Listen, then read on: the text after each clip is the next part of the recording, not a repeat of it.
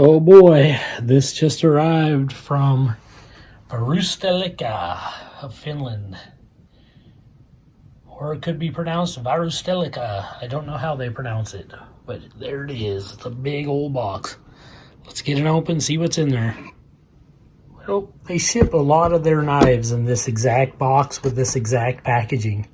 If you order multiples, they'll usually have them in the separate slots or whatever, but very unique. Coming from Finland, from Varustelika, it took about, from the time they shipped it till it arrived, altogether, all in, was about 6 days, 5 or 6 days. Sometimes if I order from Lamnia of Finland, it comes in 3 business days, just like clockwork, which I love. But I mean, 5 days isn't that much difference. Can't complain. But let's get out of there. My hands are a little slippery. There it is. Look at that. Get the box set aside.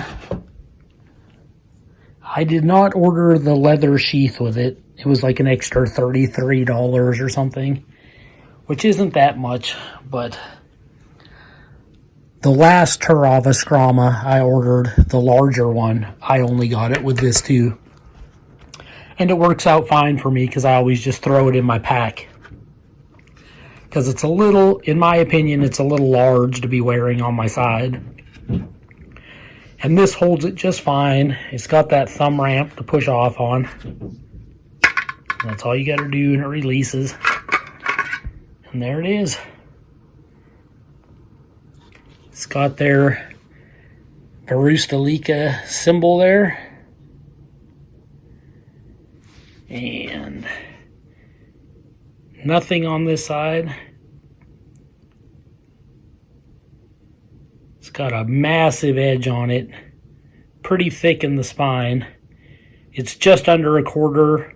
It's over an eighth. It's about, what, 3/16, something like that. It's got like a hard rubber handle. It's a little softer than plastic, but it's not, you can't really squeeze it, so it's very firm, like rubber polymer type handle. And you can see it is full tang. It extends clear out the back of the handle there. And you can put a lanyard on that, since you probably will be swinging this and chopping with it. Now, I've seen, you can buy these in blanks too, without the handle if you like, and put your own handle on it.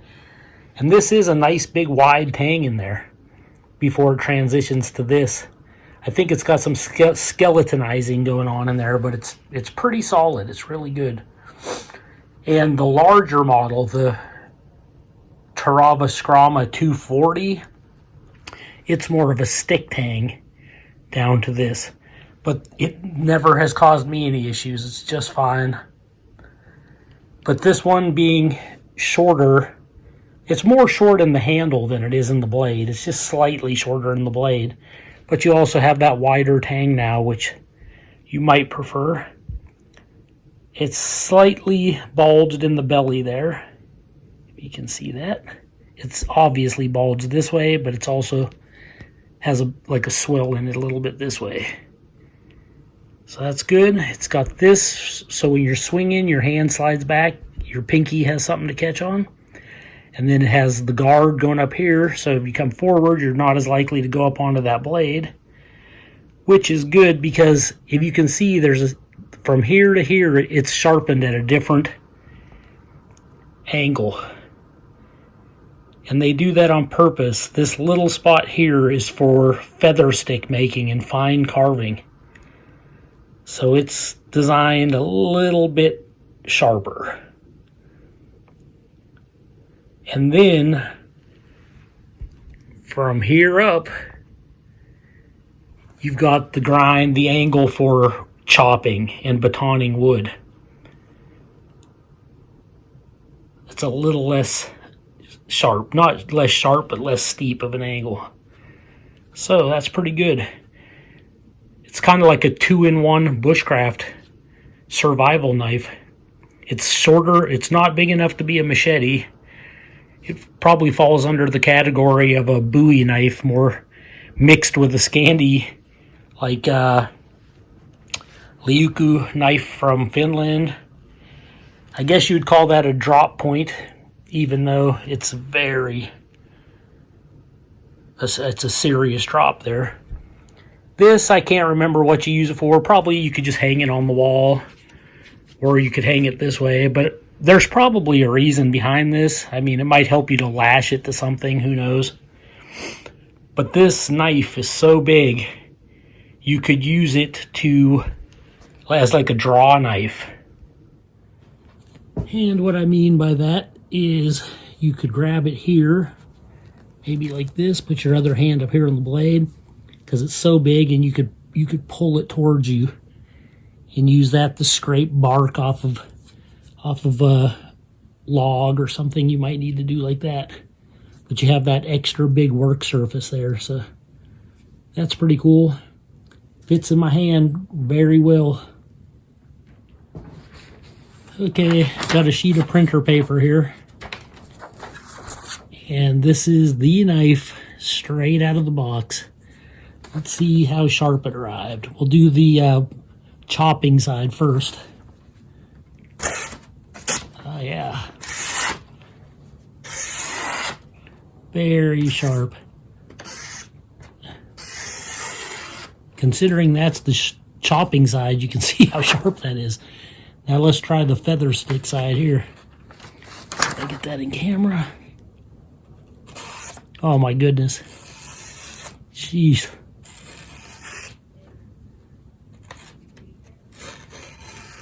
Did you ever do feather sticks and curls on a sheet of paper? That's almost stupid sharp. Super awesome. You're looking at 7 3/4 inches on the actual cutting edge of the blade. Almost 8 inches. And it is 8 inches if you count this little choil area there. And the entire package is 14 inches overall. So you got a heck of a knife here. And the handle, if you come out here to the top, which is cheating a little bit, I suppose, but clear back here to the edge of the Tang, you got good 6 inches. But realistically, where you're going to grip it from here to here, you got about a good 4.5 inches, 4 1/4. Okay, and here it is beside its little brother, the Terava Skrama. And this is in carbon. I have the stainless steel also, which I really do like a lot, but I love this carbon steel. And not just because of how it looks, it's just but it seems like their carbon steel is just better, like maybe it's heat treated better. And it seems like it does an outstanding job. And there's a little bit of patina going on the blade. That's all that is. It's not rust or anything.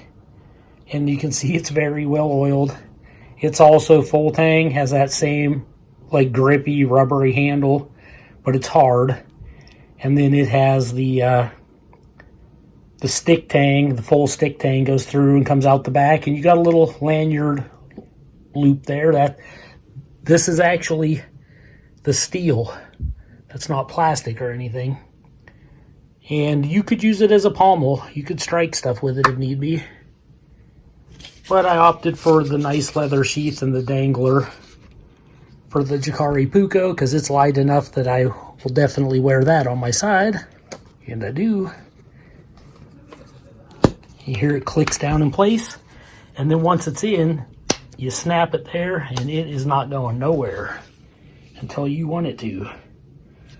That is a great, great knife. If you don't have this, you got to ask yourself, why do I not have this? Because you got to get it. It does drain water. It's just kind of pressed together there, but believe it or not, water will come right through there like a weep hole there. And then you got the lanyard, the lanyard leg tie there. So it's got a lot going for it. Really great sheath. And the sheath for this is just as awesome. It's just to save a little money, and I figured I'd carry it in my pack anyhow. What was the point, you know? But Yeah, it is nice. This to me feels better than the 240, the larger one. This is the 200. And I have the 240 and I like it. And it's got that extra long handle that you can go back on and use it for chopping. But in my mind, this is enough for my tasks. Any more and I'd go over to a hatchet. But the other one's great, don't get me wrong. It's just, if I could only have one, the 200 or the 240, I think I would pick the 200. It's like, it's just right. And man, that feels good in my hand. It's just thin enough, and then that belly right there, it just locks in. And sharp. It's like walking around with almost Bowie or small machete sized Puko knife. It's awesome stuff. And like everything from Finland, pretty much, as far as knives go, I don't know if it gets any better. The only thing that even compares in my mind is the Mora Garberg and some of the Mora knives, but I love Finnish knives like our H. Roselli and Martini and some of them. And then these, the Terava Jakari Puko and the Terava Skrama 200. That's some awesome stuff there. Real tools too. They're not meant to be beautiful. These are meant to get out there and work.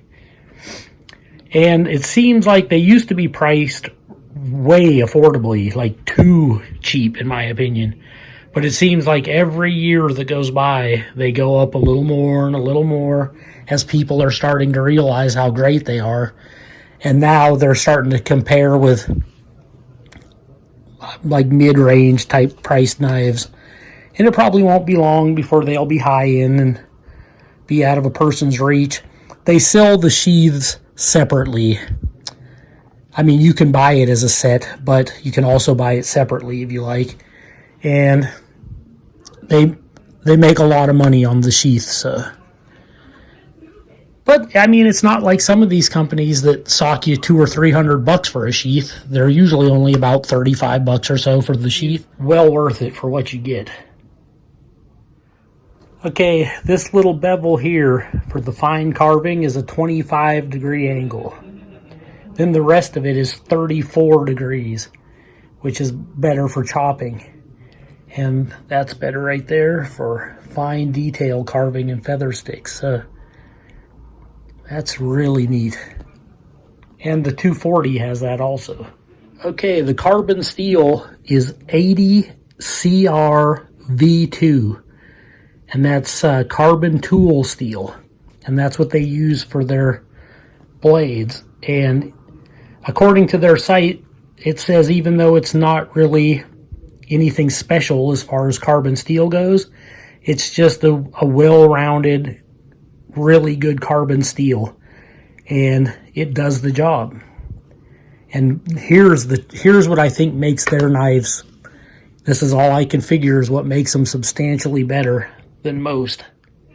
Okay, even though the outer surface of this knife is hardened to 52 on the Rockwell scale, the inner steel, and which comes out at the blade edge, is hardened to 59 or near 59. It might be off by a little bit, but still. So you got 52 on the outside, 59 on the inside, and maybe that's why this carbon steel is just so excellent. But I really, really like it a lot.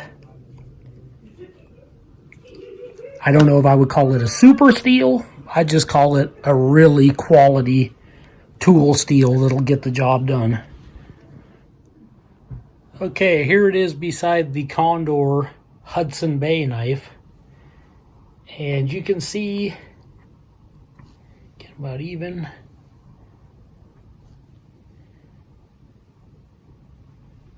They're quite similar, and this knife might be a little larger. And a lot of people carry this knife with no issue. It's got some weight to it. It's pretty thick in the spine there. And this is 1075 high carbon steel. And this here is at least exactly the same thickness. And it is the dual heat treated tool steel, and I really prefer this steel. And even though this arrived sharp, and it's a great knife, this is sharp to a whole new level of sharp. And then you got that little feather stick area, so two different worlds. This is more of like a Western type, almost Bowie like old school survival knife, I guess. And this is kind of like a work tool based on Finnish Scandinavian type designs. And it is awesome. And another reason they use that harder inner steel is so that you can strike a ferro rod on that 90-degree spine. It makes it hard enough that it will strike it. So that's another reason. So it's really good stuff. I love both of these knives, but like I said before, if I could have only one, I think I'd take this one. The Terava Skrama 200. Here it is beside the Mora Survival Bushcraft knife, which is a really good knife. Probably not as good as the Mora Garberg, but it's still pretty close. You can see that has that Scandi grind also.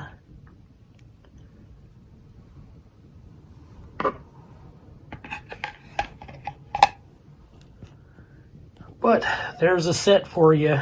If you want a Scandinavian style Finnish knife set for going out in the woods, pick this up.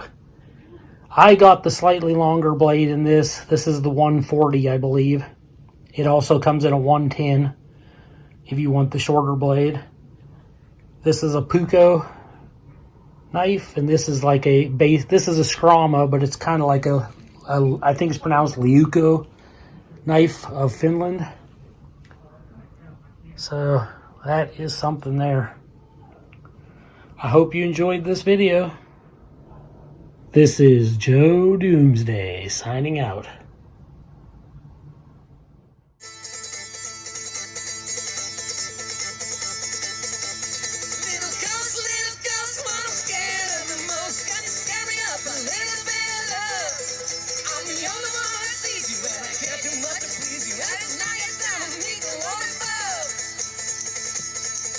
Every morning I woke and I see my little ghost, wondering if it's really hard to find there. I lean to touch her and I whisper, but not brave enough to kiss her. When I tell her I was really holding there. Little ghost, wanna stand on the most. Can you scare me up a little bit, love? I'm the only one who sees you and I can't do much to please you. Let's not get down to meet the Lord above. The first moment that I met her, I did not expect a specter. When I